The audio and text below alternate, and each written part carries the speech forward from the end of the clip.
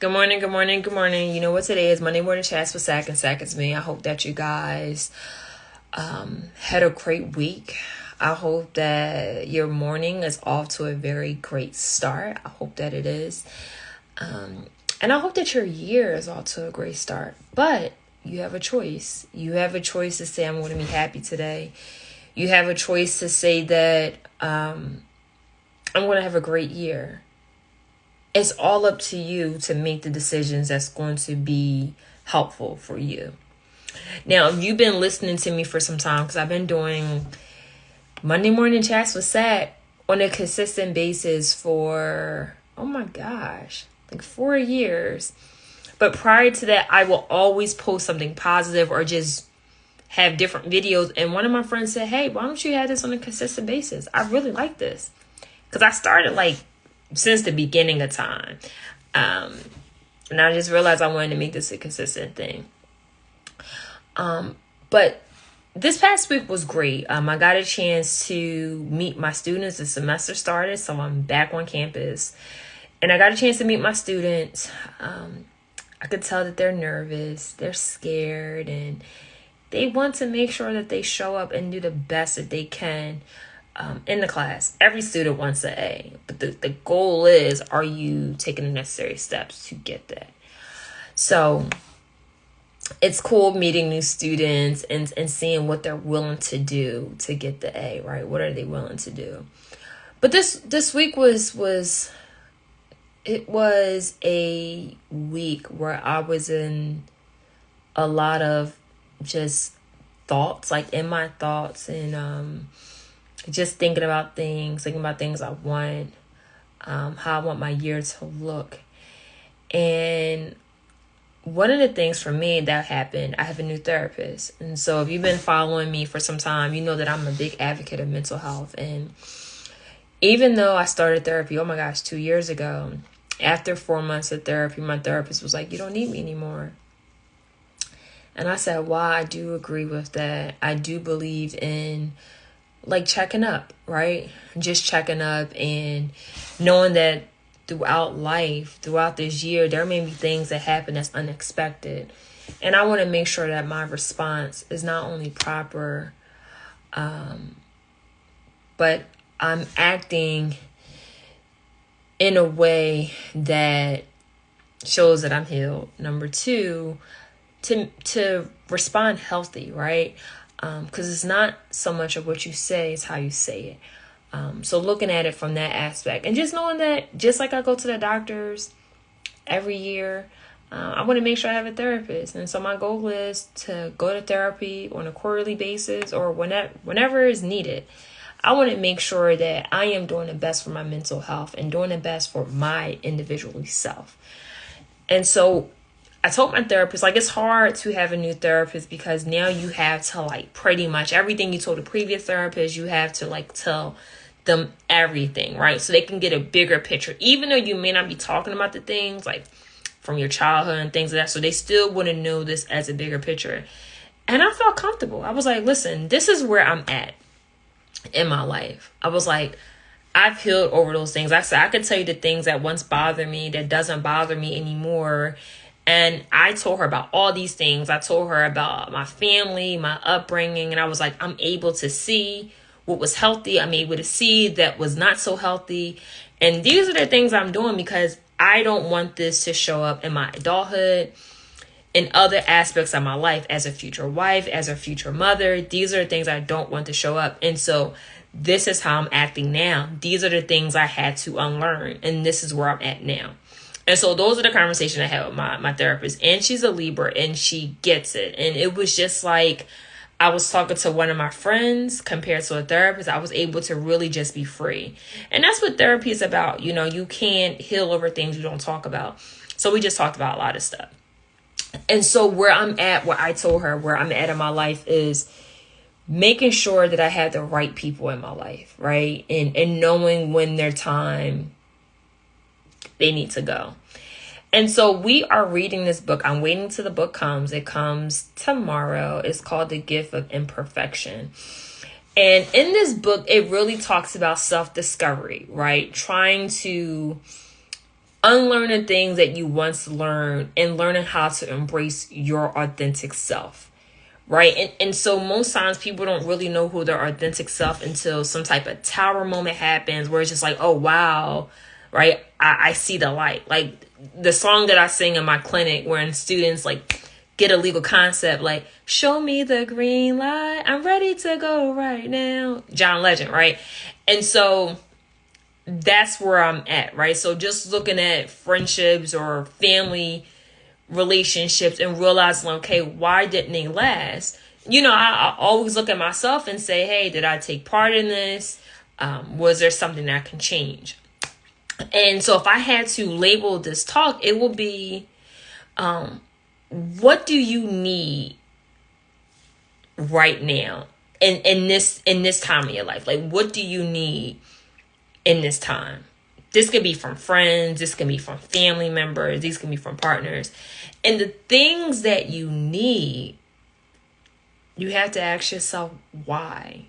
Like, why do you need these things? Like, why are they important? Are they important because they feel good? Are they important because you had this growing up?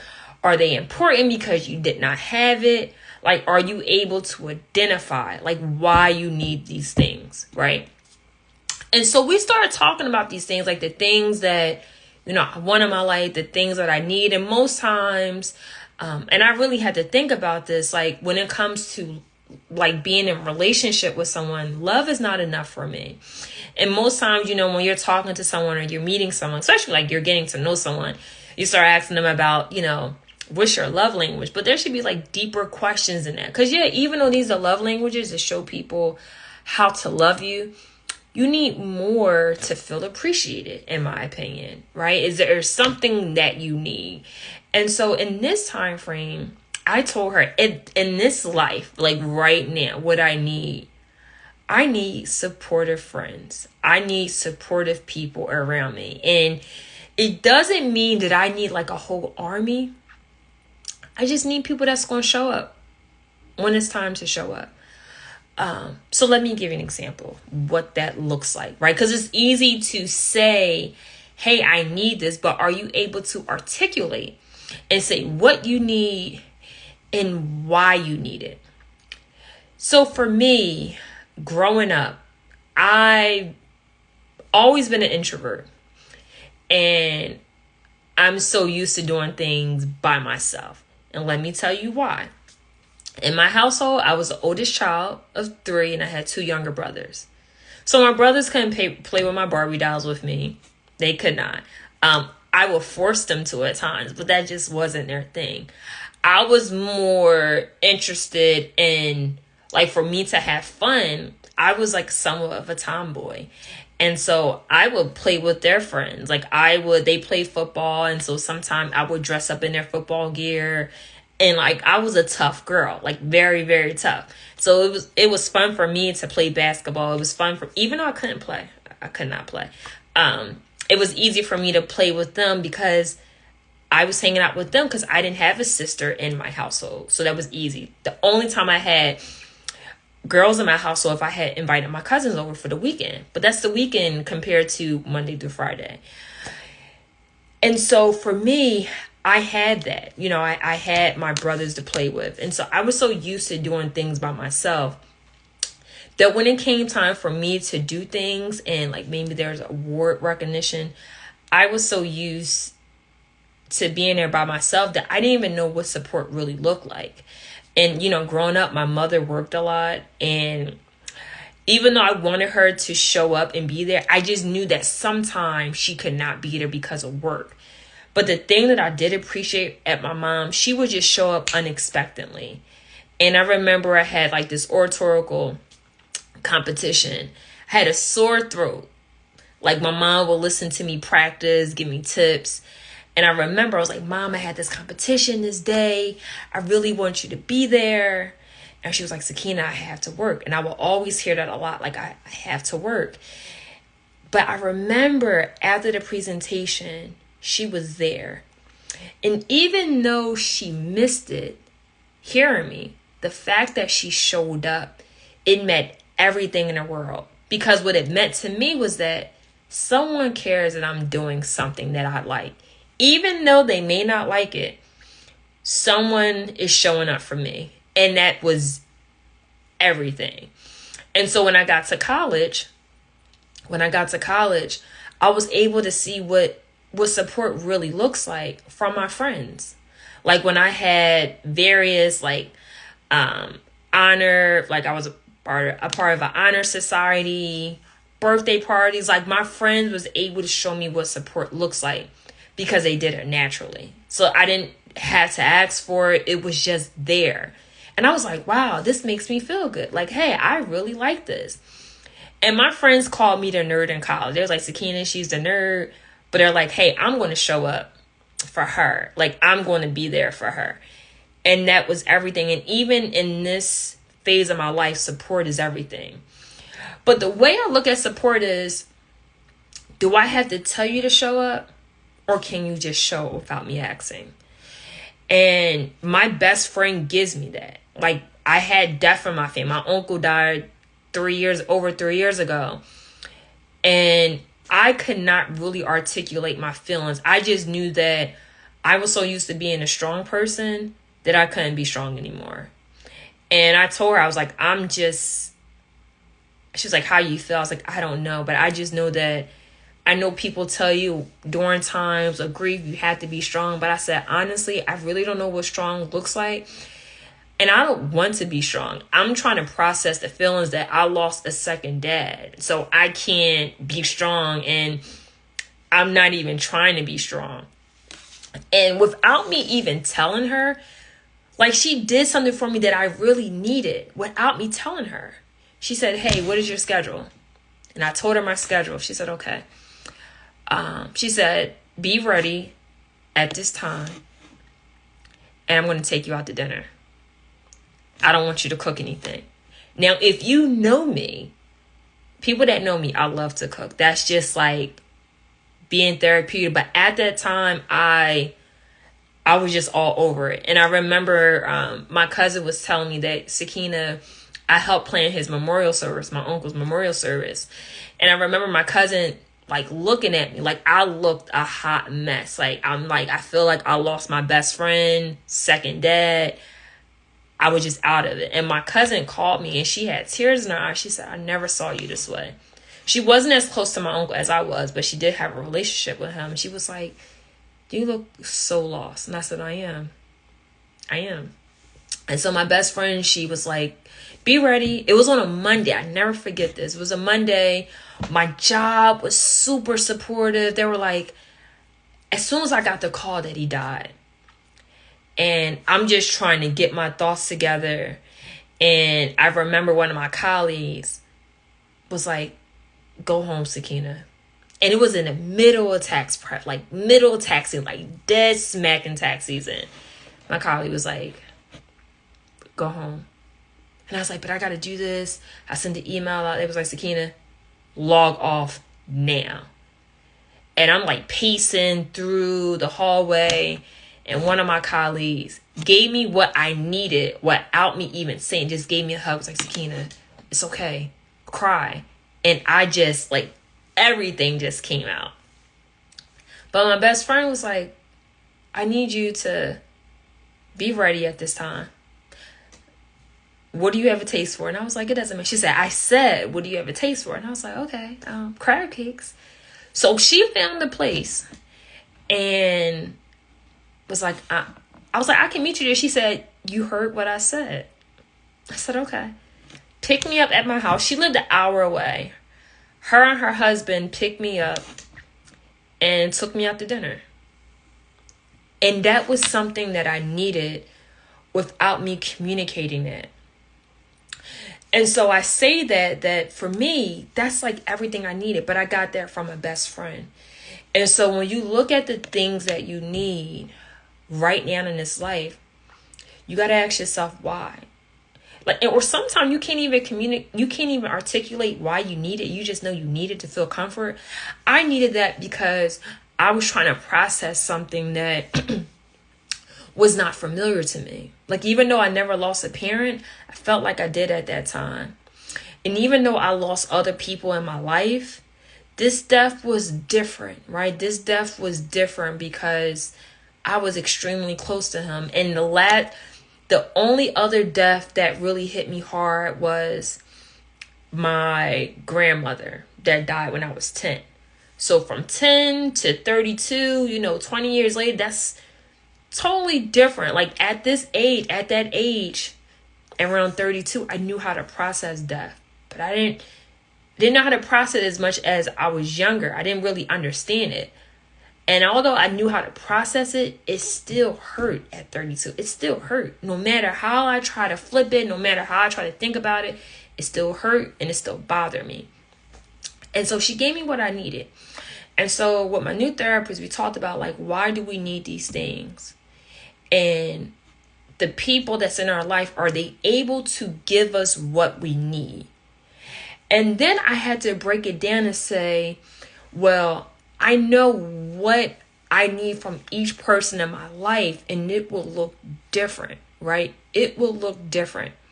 And you had to ask yourself the things that you need from people. 1, are they able to give it to you?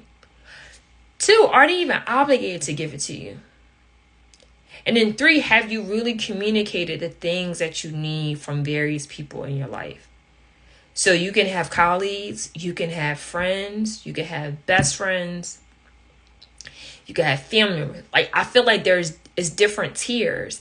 And with those tiers, it may come with different requirements that you need from them. Like my best friend, if she say, hey, I'm going to the hospital, I had to go to an emergency room. That type of friend, I'm shutting everything down, closing out for the day, tell my assistant, hey, all calls forwarded to you. I'm not taking anything. This is important. If it's a friend, I'm going to make sure that they're okay. If they're just a basic friend, like we're just cool, not really close. Hey, that's cool. Hey, I'm going to check up on you while you're in the hospital. Do you need anything? I could try to get something to you this week or whenever I have the time. That's different than a best friend. And so I say all to say to make that analogy is that you have to know what you need and how you view people in your life, because you may call somebody a best friend, but they may not view you as a best friend. Or you may view somebody as a friend, but they may view you as a best friend. And so therefore, you may not be giving them what they need because they have this higher requirement of what they expect from you. And so you have to ask yourself, at this time in my life, like, what do I need? Why do I need it? And if people aren't able to give this to you, are you able to have a conversation with them? Or if you had a conversation and they're unable to give it to you, does this mean that they no longer exist in your world? Or you give them grace? And honestly, that's really up to you. I do believe that some people can't show up for you the way you want them to because they can't show up for themselves. I told my therapist that, like, the things that I need, and I even told my girlfriend this, I was like, I consider you family. And like you're like on level best friend. Like, I consider you family. My family consider you family. And so when there's family functions, they ask for you, right? They ask for you. And they rarely ask for anybody.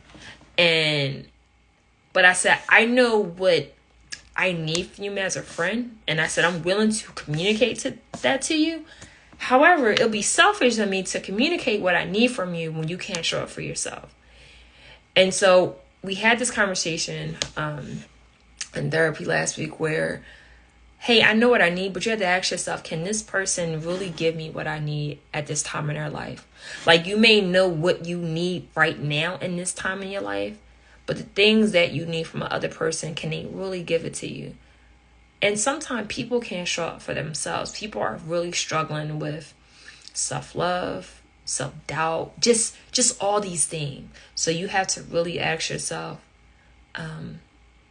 should I expect this from this person at this time? And if not, let them go. Give them grace. It's up to you. I also told my therapist that this I want to say that over the last 2 years have been really life-changing for me, because really, like I told her, that I've been really examining my friendships, like just relationships that I have with people, and realize, or just ask myself, is this enough? And if this is not enough, what do I need? And then I looked at some friendships and I realized, like, no matter what I need, this person would never be able to give this to me. That doesn't mean that they're a good person. That just means they may not just be a good friend to me. And it's learning that throughout life that you will outgrow things. Just like you may outgrow clothes. You may outgrow different people because they come in your life for different seasons. And just because someone outgrows your life, that doesn't mean that love stops. You just distance yourself from them. I also told my therapist that, hey, the love that I give others, like, I want that in return. And it doesn't mean it has to be like a 50-50, but hey, I deserve great things. I give out good things, but I deserve great things too. And being able to communicate that with people, or pretty much like this year, honestly, is really looking at different people and saying, hey, whatever you're able to provide, it's not enough for me. And I told my therapist, I said, when I had those conversations, I just want to make sure that I am respectful in my approach and I'm mindful of my tone, because my goal is not to hurt you. I just want to be heard. All right. So this is the time in my life where I'm just like, hey, these are the things that I need. This is why I need it. If you're able to give me that, great. If not, it's either your ship has sailed, maybe it's time for you to go, give you grace, but it's up to me to make that decision. And so I would just say this: if you're in this space now where you're figuring out, one, you may be figuring out who you are as a person. Figure that out. What makes you tick? What makes you happy? Like small things. Like I told one of my friends yesterday that, telling somebody, hey, I thought about you today, that goes a long way. Hey, I just want to let you know that I'm super proud of you. And explain what you're super proud of, right? Or say, hey, I know that you've been doing a great job at X, Y, and Z, but do you need help? And the one thing in my season now is I'm not afraid to get help. I just want people to be impeccable with their words. So if you say you're going to help me, I want to believe that you're going to help me through your actions. And so for me, it's accepting the help, but just also allowing the person to help me. And then two, making sure the person communicate if something changes, right? Because that's the thing, change. And I also told my therapist, I was like, I'm in a space now where I'm learning to accept people that have changed behaviors, right? That's hard for me. And it's hard because it's not because I don't see the change behavior. It's hard because I want to know if this is permanent or this is something that's happening for a temporary time. And then this person may go back to their old ways, the ways that feel comfortable to them. So that's the thing that I am learning in this season. I know that I've changed and I hope people give me grace, but I'm not going backwards.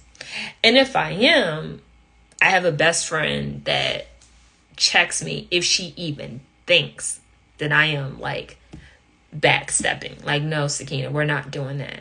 So I say all that to say, one, in this year, what do you need? Are you around people that's able to give you what you need? Because I really believe like we can get anything that we want in our life. So are you getting what you need from people? Everybody needs somebody. I don't care what anybody says. Everybody needs somebody. So are you getting what you need? It's deeper than the love languages, right? So you can have love languages among your friends. You know that, right? So it's not just about a romantic relationship, but kids have love languages. Platonic friendships have love languages. So you have to ask yourself, it's deep, it's deeper than the love languages, but are you getting what you need? Are you communicating what you need? And I'm learning that too. And are you able to say, I need this and this is because? Are you able to really pinpoint and say, I need this because it feels good? I need this because I got this as a child?